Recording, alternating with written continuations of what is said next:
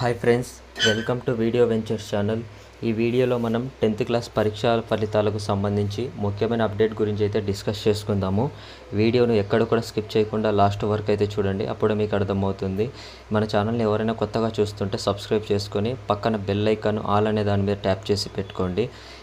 చాలామంది అయితే విజిట్ చేస్తున్నారు కానీ సబ్స్క్రైబ్ చేయట్లేదు. మీరైతే సబ్స్క్రైబ్ చేస్తేనే ఫ్రెండ్స్ నాకైతే సపోర్టింగ్గా ఉంటుంది. నా ద్వారా వచ్చే ప్రతి ఒక్క అప్డేట్ అయితే మీరైతే పొందగలరు.